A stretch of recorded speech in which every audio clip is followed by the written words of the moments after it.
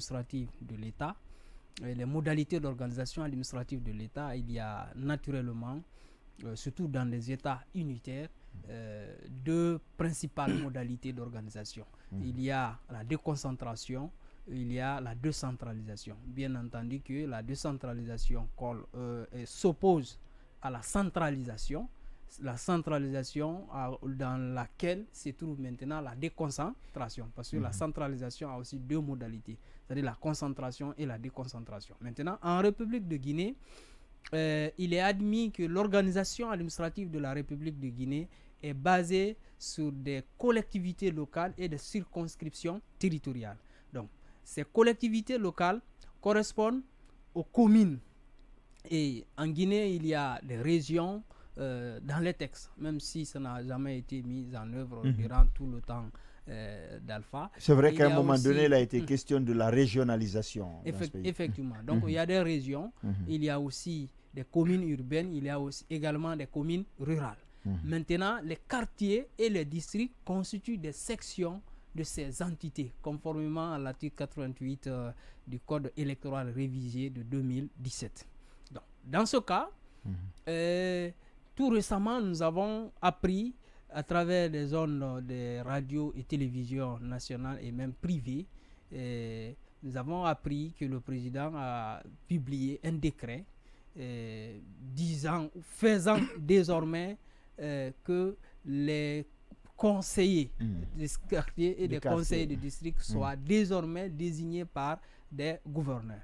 Vous savez, dans les collectivités locales, il y a deux organes, un organe délibérant, un organe exécutif. Donc, l'organe délibérant est appelé conseil, si c'est au niveau de communal, conseil communal, si c'est au niveau de quartier, conseil de quartier ou conseil de district. Et à côté maintenant, il y a soit le président du quartier ou le maire, ou si nous sommes dans le cadre des délégations spéciales, président de la délégation spéciale. Donc, dans ce cas, si vous prenez le dernier code électoral guinéen qui disait que, notamment en son article 89, qui dit, sauf erreur de ma part, c'est effectivement ça, qui disait que la désignation des membres des conseils de quartier et conseils de district se ferait au prorata des résultats obtenus par des listes de candidats lors des élections communales. Donc, c'est une loi qui le dit.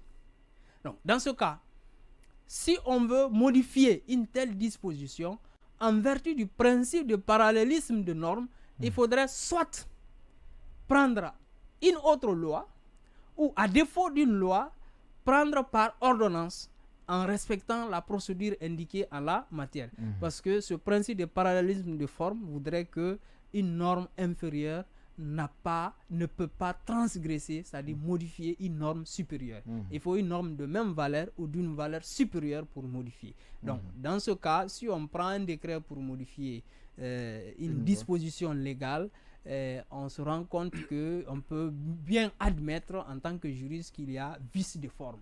Et donc, quand il y a vice de forme, comme on le dit en droit, c'est la forme qui commande le fond. Docteur Sylla, est-ce que vous êtes d'accord qu'il y a vice de forme? Est-ce que en période de transition, le colonel Mamadi Doumbouya ne peut pas prendre un décret comme ça pour régler un problème qui était là? Parce qu'on sait que même si la loi existait, on avait du mal à l'appliquer. Merci beaucoup, Yacine, pour la question. En effet, le sujet qui est objet de notre débat est une question très intéressante. Je vais simplement rappeler la façon dont notre État fonctionne de la base au sommet. Nous sommes dans un État unitaire et il y a deux modalités qui sont prévues. Il y a la déconcentration et la déconcentration est régie par le principe de la hiérarchie, de la subordination. L'autorité supérieure a une autorité et un pouvoir de contrôle sur l'autorité inférieure. Ça, c'est la déconcentration, donc le lien de subordination. Et à ce niveau, parce qu'il y a d'autres personnes qui nous écoutent qui ne sont pas forcément des juristes, quand on parle de la déconcentration, nous avons des niveaux. Il y a le gouvernorat, donc les gouverneurs, il y a les préfectures, les préfets, il y a les sous-préfectures et les sous-préfets. Ça, c'est la déconcentration. Maintenant, parallèlement à ça, il y a la décentralisation. Et la décentralisation, selon le code des collectivités locales aussi, il y a 3 niveaux. Donc ces échelles-là, déjà, il faut les rappeler pour que les gens puissent les voir. Il y a les régions, même si elles ne sont pas encore opérationnelles. Il y a les communes urbaines qui se trouvent à l'intérieur, disons, au centre-ville de la préfecture. Et il y a les communes rurales qui se trouvent actuellement dans les sous-préfectures. En tout cas, le plus souvent, c'est dans les sous-préfectures qu'on retrouve les communes rurales, le plus souvent. Il peut arriver des cas où les choses peuvent aller dans d'autres sens. Donc, ce sont les 3 niveaux-là, du côté de la décentralisation et du côté de la déconcentration. Maintenant, il y a des bases juridiques qui régissent ces deux-là. Ils ne sont pas soumis au même régime juridique. La déconcentration, les circonscriptions déconcentrées sont créées par décret. Les circonscriptions locales, les communes, les régions et les communes urbaines sont créées par la loi. C'est la loi qui crée une circonscription locale. Donc, d'un côté, il y a le décret, c'est l'exécutif qui crée ça. De l'autre côté, il y a la loi, donc c'est l'Assemblée nationale qui crée ça. Vous voyez? Donc, la base juridique, ce ne sont pas les mêmes régimes juridiques qui régissent les deux là. Maintenant, comment ça fonctionne? Comment les gens se retrouvent à la tête de ces circonscriptions-là? D'un côté, c'est-à-dire quand on est dans la déconcentration, c'est la nomination. Le président de la République prend un décret, il nomme le gouverneur, il nomme le préfet, il nomme le sous-préfet. Vous voyez, là, c'est la déconcentration. Donc, c'est l'exécutif qui est au contrôle. De l'autre côté, la décentralisation, comment ça fonctionne? La loi crée la circonscription et ensuite, ce sont les populations à la base qui interviennent dans le processus de désignation de ces autorités-là à travers les élections communales, directes ou indirectes. Les élections sont directes lorsque le peuple intervient directement pour désigner les autorités et indirectes lorsque, dans un premier temps, c'est ceux qui sont élus qui interviennent encore pour l'élection des conseils régionaux. Donc, c'est là que le processus indirect intervient. Donc, ce sont les 2 mécanismes-là qui ne sont pas suffisamment maîtrisés par nos concitoyens, mais qui méritent d'être expliqués avant de revenir au décret. Maintenant, pour parler du décret, est-ce que le décret est conforme à la loi? Ça pose assez de questions. On vient de voir, tout à l'heure, le docteur l'a rappelé, l'élection, le mode de désignation des conseils de district et les conseils de quartier, ça c'est prévu par la loi. Maintenant, un décret intervient pour dire que dorénavant, ces conseils-là seront désignés, disons, seront nommés par un gouverneur. Naturellement, on n'a pas besoin d'être juriste pour voir le caractère illégal du décret. Parce qu'en droit, nous sommes dans un état de droit, il y a un ensemble de normes superposées. En aucun cas, la norme inférieure ne peut contredire la norme supérieure. C'est-à-dire que la loi ne doit pas être en contradiction avec la Constitution qui est la norme suprême, la norme supérieure. Donc le décret aussi ne doit pas être en contradiction avec la loi, sinon on va le qualifier d'illégal. Donc à travers un contrôle de légalité, on peut annuler le décret en question qui est contraire à la loi. Donc un arrêté d'un ministre aussi ne peut pas être en contradiction, ou en tout cas ne doit pas être en contradiction avec un décret.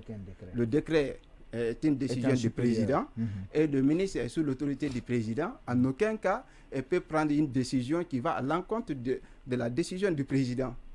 Jusqu'à la base, pour me limiter à ce niveau-là. Donc voilà comment l'échelle normative de l'État est pensée et voilà comment les choses fonctionnent. Alors, voilà comment les choses fonctionnent. C'est par cette phrase que nous allons marquer une pause et nous revenons quand il sera 18h pétante. À tout de suite. De retour dans ce studio et sur ce plateau, merci de préférer Joma TV, mais aussi la 93.1 Joma FM, ainsi que toutes les canaux, toutes les fréquences médiatiques de Joma Media. Encore une fois, merci de préférer ce groupe, le plus grand groupe d'Afrique de l'Ouest. Le colonel Mamadi Doumbouya a pris un décret portant mode de désignation des conseils de quartier. Comme vous le savez, c'est désormais au gouverneur que revient la charge de désigner les chefs de quartier et districts dans notre pays. Ce qui provoque l'ire des juristes les plus aguerris qui estiment que ce décret est anticonstitutionnel et contraire à toutes les lois de la République, car un décret, en aucun cas, ne saurait mettre fin à une loi de la République. Alors, nous sommes en train d'essayer de comprendre ce qu'il faut véritablement pour que cette situation soit réglée pour de bon. Alors, docteur Sylla, j'étais avec vous. Vous étiez en train de donner votre avis, mais dites-nous aujourd'hui, quelle est l'implication juridique de ce décret pris par le colonel Mamadi Doumbouya? Ouais, d'abord, vous savez, les décisions de ce genre, les personnes qui les prennent ne sont pas forcément des juristes, mais elles sont entourées par des conseillers juridiques. C'est pourquoi parfois on se demande si en tout cas les conseillers font bien leur travail, ou si c'est parce que leurs conseils ne sont pas suivis par les décideurs. Mais l'acte en question donne à réfléchir sur plusieurs aspects. Ça a beaucoup d'implications. Je prends simplement un exemple. Le code électoral place les conseils de quartier et les conseils de district sous l'autorité du maire, au-delà même de leur mode d'élection, mais ils sont placés sous l'autorité du maire. Et là, quand c'est le gouverneur qui nomme ces gens-là, c'est qu'ils se retrouvent également sous l'autorité du gouverneur. Vous voyez, là, il y a un conflit. Deuxième aspect, entre le gouverneur et le maire, qui est plus proche des quartiers et des districts? Naturellement, c'est le gouverneur, c'est le maire. C'est le maire. Le maire a beaucoup plus de regard sur les différents quartiers de sa commune et sur les différents districts de sa commune que le gouverneur, qui est une autorité lointaine. Vous voyez? Donc, à mon sens, d'un point de vue pragmatique, d'un point de vue efficacité, le maire est mieux placé pour veiller ou pour surveiller l'action de ces conseils-là par rapport au gouverneur qui est loin. Deuxième aspect, vous savez, le gouverneur se trouve au niveau régional, à l'intérieur, et ici c'est à Conakry, dans la zone spéciale de Conakry. Donc, je prends un exemple, la région administrative de Farana. Le gouverneur qui se trouve à Farana, est-ce qu'il peut rapidement se rendre compte que ça ne va pas dans un district qui se trouve à Kolo, par exemple, ou à Biskrima? Ce n'est pas facile, il est lointain. Il faut remonter la chose au niveau préfectoral, ensuite de là, remonter au niveau régional, pour que le gouverneur soit au courant. Ça, c'est le deuxième aspect. Le troisième aspect, quand on confie la désignation de ces gens-là au gouverneur, qu'est-ce qui va se passer? Ils finiront par placer des personnes amies, des membres de leur famille. Ça va être le népotisme partout. Voilà, c'est ça. Donc, on est en Guinée, on sait combien les gens sont subjectifs. Donc, ça cause assez de problèmes par rapport à l'efficacité. Donc, moi, je me dis, la loi n'est pas parfaite aussi. La loi qui a été citée tout à l'heure par le docteur, cette loi n'est pas parfaite. Mais pour moi, c'est quand même une loi. Voilà, c'est une avancée. C'était un acquis par rapport au processus de construction de notre État. C'était un acquis, c'était une avancée. Elle a des lacunes. Parce qu'au jour d'aujourd'hui, moi, j'aimerais voir une décentralisation à 4 niveaux. Le niveau régional, le niveau des communes urbaines, le niveau des communes rurales et le niveau des districts. C'est-à-dire scinder le mode de désignation des districts, des communes rurales. C'est-à-dire une élection à part entière pour les conseils de district et de quartier, une élection à part entière pour les conseils communaux et ensuite les régions. Mais la construction n'est pas encore aboutie et là je pense qu'on est en train de reculer avec cette façon de désigner ces conseils de district et de quartier. Alors, on est en train de reculer. Docteur Diallo, ce que je veux savoir, c'est, puisque manifestement le décret n'a pas respecté la procédure, n'a pas respecté la loi, qui et comment attaquer ce décret? Quel est le recours? Qui doit intenter un recours et comment ça doit se faire? Vous savez, en matière de contentieux administratif, il y a ce qu'on appelle le recours pour excès de pouvoir, et qu'on appelle aussi le recours en annulation. Et dans la conséquence, l'une des conséquences immédiates du principe de parallélisme des formes, c'est que les actes réglementaires qui sont au-dessous des lois doivent être conformes à la loi. Et lorsque un acte réglementaire comme un décret ou un arrêté viole une loi, on dit que cet acte est illégal. Lorsque la loi viole la Constitution, on dit qu'il est inconstitutionnel. Donc, dans ce cas, lorsqu'on se rend compte, qu'on estime qu'un acte administratif viole la loi, on passe par ce qu'on appelle le recours en annulation, c'est-à-dire le recours pour excès de pouvoir. Et dans ce cas, tout citoyen a intérêt à agir. Et même dans ce cadre-là, en République de Guinée, le problème est que le recours pour excès de pouvoir ne peut être exercé que devant la Cour suprême. Alors, un citoyen qui est à la base ou qui est à l'intérieur, est-ce que ce dernier aura le courage de venir devant la Cour suprême? Je pense qu'ils vont revoir le titre, plutôt conseil de quartier, mode de désignation contesté, s'ils peuvent changer ça. Effectivement. Et surtout, étant donné que l'unique objectif, c'est l'annulation de l'acte en question. Donc, les gens ne procurent aucun autre intérêt parallèle ou ne demandent plus rien d'autre que l'annulation de la loi dans l'intérêt général. Donc, ce qui fait que les gens sont souvent réticents à attaquer ce genre de décision, et surtout que, vu la mentalité guinéenne ou même la sociologie guinéenne, ou la culture même, notre culture même, fait que nous nous méfions beaucoup de la justice. Étant donné si on dit qu'il faut aller jusqu'à devant la Cour suprême. Quelle est la qualité qu'il faut avoir pour attaquer ce décret? Il faut être un citoyen. Peu importe. Être un citoyen, peu importe. Okay. Et tu peux attaquer la décision. Mais la question du statut ou de la gestion des quartiers et des districts a toujours posé problème en République de Guinée. Si vous prenez la révision du 11 novembre 2001 avec le général Lansana Conté, bien avant cette révision, les quartiers et districts étaient considérés comme les sections des communes urbaines et les communautés rurales de développement. Mais avec des différentes considérations, Conté a profité de la révision constitutionnelle de 2001 pour dire que désormais les quartiers et districts font partie des circonscriptions territoriales et non des collectivités locales. Et si vous prenez la constitution de 2010, elle l'a carrément oublié. C'est-à-dire la constitution de 2010 ne parle pas du statut des districts et quartiers. Il fallait attendre le code électoral de 2010 qui a précisé maintenant que le statut des quartiers, les quartiers et districts sont des sections des communes.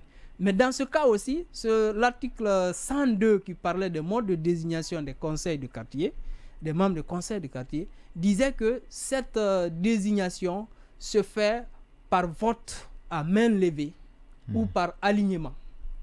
Là. Il y avait un problème dans ce cas, parce que le scrutin est secret, le secret du vote est là. Mais si vous faites à main levée, il y a un problème. Mais malgré ça aussi, on pouvait considérer ça comme étant une avancée, comme disait Ablaye, même si cette avancée n'est pas aboutie. Mais à un moment donné, les acteurs politiques se sont arrangés à modifier cette disposition pour dire que désormais, au lieu que ça soit désigné par vote à main levée ou par alignement, que ça sera désormais au prorata des résultats issus des élections communales. C'est-à-dire, quand on prend les résultats, on répartit entre les partis politiques ou entre les listes de partis ou les listes de candidats en fonction des résultats qu'ils ont obtenus. Là, au lieu d'améliorer pour dire par exemple que ce n'est plus à main levée mais c'est au scrutin secret, on a reculé. Mais même dans ça aussi, la légitimité des conseils de quartier et de district était liée à la légitimité des conseils communaux. Donc il y a toujours une partie ou une sorte de participation, ce ne serait-ce qu'indirecte du peuple. Donc si on revient encore sur ça pour dire que c'est désormais la nomination, la conséquence immédiate, c'est que les districts et quartiers ne sont plus des collectivités locales, mais sont désormais des circonscriptions territoriales. Même si pratiquement ou techniquement, on peut comprendre la mesure. Parce que, étant donné que toutes les institutions, à commencer par le président de la République jusqu'au conseil communaux, sont dissoutes, et que ces conseils de quartier tiennent leur légitimité des conseils communaux. Donc, si ces conseils communaux ne sont plus là, il va sans dire qu'il devient nécessaire de revoir les modes ou les modalités de désignation de ces conseils de quartier. Mais encore, comme je l'ai dit, il faut respecter les exigences liées à la forme et au fond afin d'aboutir aux objectifs. Alors, rapidement, on est pris talonné par le temps. Vous allez réagir sur cette question. Mais une autre question rapidement. Qu'est-ce qu'il faut donc pour sortir de ce bourbier? Qu'est-ce qu'il faut? Voilà, merci. Ça rejoint d'ailleurs à ce sur quoi je voulais réagir. Effectivement, si le décret là est juste provisoire, en attendant que nous revenions à la situation normale, peut-être que ça pourrait passer pour gérer la période de crise ou la situation exceptionnelle. Mais comme on est en période de refondation, là où ce décret-là a un intérêt, c'est que ça nous pousse maintenant à réfléchir à la façon dont on va gérer ces conseils de quartier et de district à l'avenir. Et comme nos textes juridiques sont en train d'être réformés, je vais parler du code électoral parce que beaucoup de choses vont être révisées pendant cette transition-là. Je pense qu'il faut pousser la réflexion par rapport à la façon dont nous allons gérer ces collectivités à la base. Et pour ma part, comme on est en période de refondation, il y a deux façons. À l'état actuel des choses, on fonctionne beaucoup plus du sommet à la base. Et si nous voulons sortir vraiment du bourbier et aller dans un véritable développement, il faudrait que nous acceptions de fonctionner de la base vers le sommet. Qu'est-ce que je veux dire? C'est-à-dire plus les collectivités à la base sont dynamiques, sont responsabilisées, plus on va vers des avancées ou un développement. Parce que les autorités centrales ne peuvent pas tout contrôler. Même si elles sont de bonne volonté, elles ont des gros moyens au sommet. Et il y a des milliards où il y a des montants colossaux qui sont parfois accordés par-ci, par-là. Si les collectivités à la base sont responsabilisées, ont une vision par rapport à leur réalité à la base, on met les moyens là et des pouvoirs à leur disposition. On les forme aussi, parce que là aussi c'est un autre problème. Le développement de la Guinée va s'accélérer en un laps de temps. Mais tant que c'est les autorités centrales qui sont au contrôle, qui veulent tout gérer, du sommet à la base, on va avancer, mais ça va prendre du temps. D'accord. Voilà, moi je préfère qu'on redynamise, qu'on autonomise, qu'on donne des moyens à ces collectivités à la base, qu'on les forme et qu'on les implique dans le développement du pays. Comme ça, ce serait un mouvement d'ensemble. Le pays va vite sortir du trou. Alors, réaction rapide avant qu'on ne change de thème. La question de savoir, face à cette situation, qu'est-ce qu'il faut faire? Je pense qu'il peut y avoir deux possibilités, deux alternatives. Soit le président transforme ce décret en un projet de loi. Il saisit le conseil de la transition qui va prendre une loi pour modifier les dispositions concernées, ou il revient sur son décret sous forme d'ordonnance. L'ordonnance, c'est lorsque le président intervient par décret dans le domaine de la loi. Là, mais il faudrait que ça prenne le nom ordonnance, et pour cela, il y a des préalables comme saisir ou avoir l'autorisation de l'organe délibérant, de l'organe législatif qui est le CNT actuellement, et qui va l'autoriser pour une matière précise et pour une période déterminée. Sur cette base, il peut prendre une ordonnance sans passer par la loi. Dans ce cas, avec l'ordonnance, on peut modifier la loi, une loi, sans qu'il y ait de difficultés. Mais à l'état actuel, il y a problème du point de vue forme. Ok. Alors, il y a un message que je souhaiterais lire pour vous. Il dit Les communes urbaines et rurales n'ont pas été dissoutes. Elles fonctionnent et tiennent de par la légalité suivant le code électoral et le code révisé des collectivités locales, tous adoptés en 2017. C'est signé Seydou Diané. Non, je comprends. Et à ce niveau, ce qu'il faut comprendre, les communes n'ont pas été dissoutes, mais il y a deux problèmes. Premièrement, les communes, les conseillers communaux élus dans ces communes n'ont plus de mandat légal, c'est-à-dire leur mandat a expiré et on n'a pas pu renouveler leur mandat. Ça, c'est un premier cas. Le deuxième cas, on connaît aujourd'hui beaucoup de communes urbaines et rurales dont on a remplacé des conseils communaux par des délégations spéciales. Donc, dans ce cas, on peut comprendre qu'on revienne sur des modalités de désignation des conseils de quartier. Et étant donné d'ailleurs que la disposition modifiée dans le code électoral, qui dit, notamment c'est l'article 102, qui disait que les conseillers de quartier les membres des conseils de quartier sont désignés au prorata des résultats. C'est une disposition qui n'a jamais été appliquée parce qu'on a été toujours confronté à des considérations politiques ou à des obstacles qui ont fait que ça n'a pas fonctionné. Donc si ça n'a pas fonctionné et nous sommes dans une période de transition, il est tout à fait possible de revenir sur la question, mais en respectant des formes. On va marquer une pause, docteur. Malheureusement, je suis talonné par